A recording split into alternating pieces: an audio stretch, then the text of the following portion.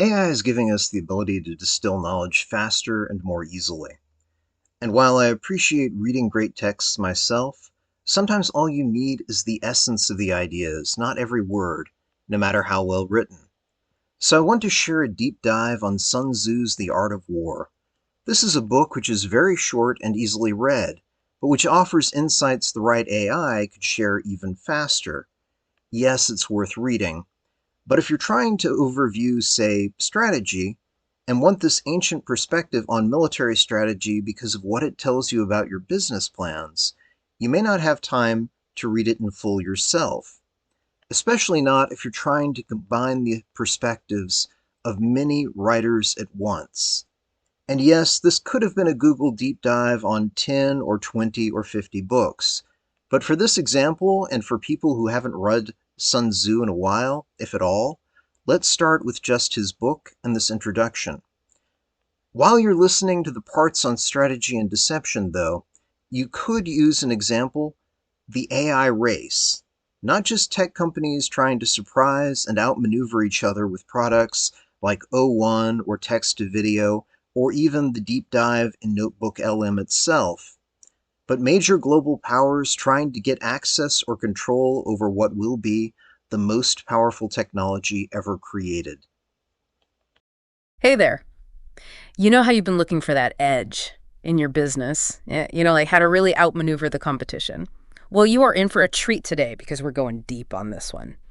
We are diving into a strategy guide that stood the test of time. Oh, yeah. Sun Tzu's The Art of War. Yeah, it's incredible how a text written centuries ago about military strategy Right. still holds up in today's business world. It's not about literal battles anymore, but those core ideas, they're shockingly relevant to what you're trying to do, ready to channel your inner strategist. Absolutely. I'm ready when you are. Let's go. So one of the things that really struck me right away when you sent over those excerpts was Sun Tzu's emphasis on winning without actually, fighting. Like he's all about achieving victory through superior strategy. Yeah. Not brute force. No, that's a concept I can get behind. Right. He says, supreme excellence consists of breaking the enemy's resistance without fighting. Imagine that. In business, it's not about crushing the competition. It's about being so strategic that you've already won before they even realize it's a game. It's about being adaptable, strategic, and proactive. Oh, I like the sound of that. So how does that translate to, say, launching a new product? Think of companies like Apple.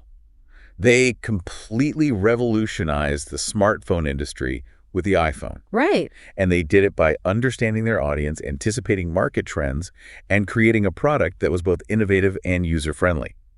That's a prime example of Sun Tzu's principle in action. They changed the game before anyone else knew it was happening. Exactly. So it's about anticipating what's next, not just reacting to what's happening now. Precisely.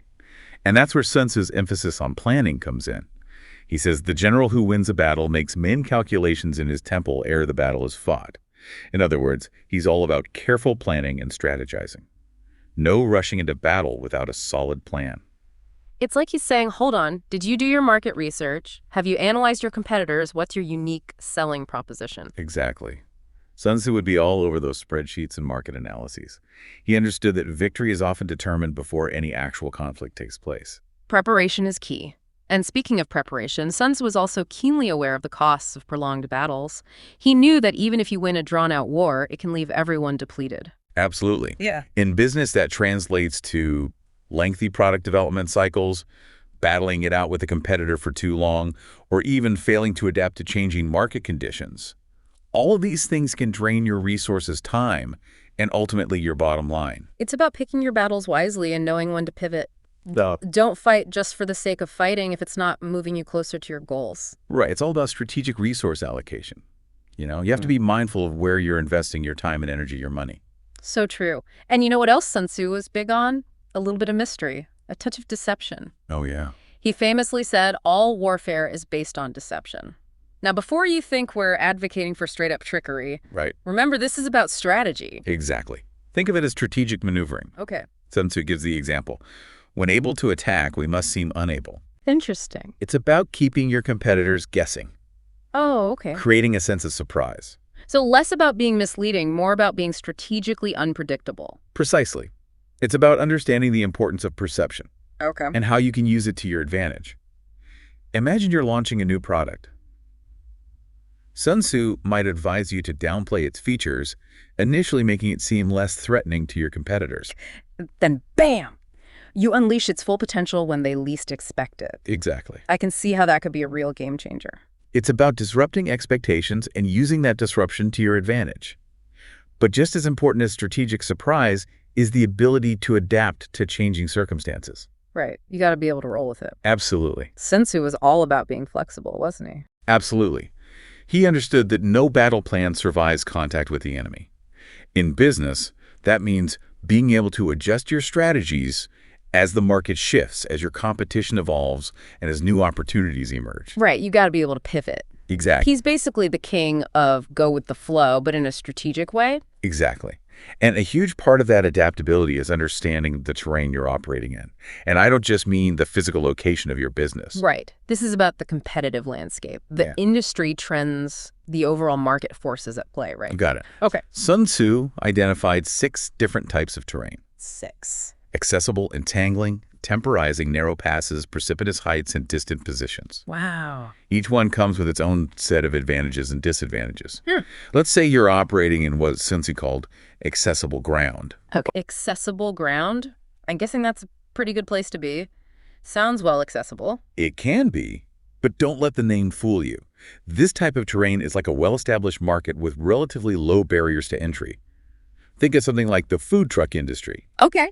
It seems pretty straightforward, but you still need a solid strategy to stand out from the crowd. So even on accessible ground, you can't just roll in and expect to automatically succeed. Exactly. You need to know your target market, offer a unique selling proposition, and constantly adapt to the changing tastes and preferences of your customers. Makes sense. What about that second type of terrain, entangling ground? That one sounds a bit more, well, intense. This is where things get really interesting. Think of entangling ground as a new or emerging market with high potential for growth, but also significant risk. A great example is the early days of e-commerce. Oh, wow, yeah. High risk, high reward. Exactly. Those early adopters who took the plunge really shaped the e-commerce landscape as we know it today. And that's the nature of entangling ground. It requires a certain level of calculated risk-taking adaptability and a willingness to navigate uncertainty. Now let's move on to temporizing ground. Okay, temporizing ground. What's the deal with that one? Picture this. A mature market, Okay. dominated by a few major players. Right. It's like entering a well-established game where the rules are already set. So in temporizing ground, it's less about making a big splash and more about like strategic patience. Yeah. And finding your niche. Exactly. It might not be the best idea to go head-to-head with the major players right away. Instead, you might focus on differentiating your product or service. Right. Finding a smaller segment of the market that's underserved, or even biding your time until you've built up the resources and reputation to compete on a larger scale. It's like that old saying, slow and steady wins the race. Right. Sometimes playing the long game is the smartest move. Precisely. Now, remember how we were talking about the importance of information gathering? Oh, yeah. Sun Tzu was all about having good intel. If you know the enemy and know yourself, he said, you need not fear the result of 100 battles. And he meant it. He even had a whole system for spies, emphasizing the importance of gathering information on your competitors and the overall competitive landscape. Okay, I'm not saying you should go full-on espionage mode. Right. But I get his point. Knowledge is power, especially in business. Absolutely. In today's world, your spies are your market research, your competitive analysis, your sales team gathering intel from the field. It's about staying informed and using that knowledge to make strategic decisions. So what did we learn today? It seems like Sun Tzu's The Art of War is less about actual warfare and more about, well, mastering the art of strategy. Exactly. And those strategic principles, planning adaptability, understanding your terrain, knowing your competition, those are timeless and universally applicable. It's true, whether you're leading an army or launching a startup. Yeah. It's about being smart, strategic, and always a few steps ahead. And never underestimate the power of a little strategic thinking. Sun Tzu, the original business strategist. Who knew? Thanks for diving into this with me. And for you listening, here's a little something to ponder from the master strategist himself. Sun Tzu said, "The greatest victory is that which requires no battle." How can you apply that to your own business challenges? What opportunities can you create to win without even having to fight? Until next time, happy strategizing.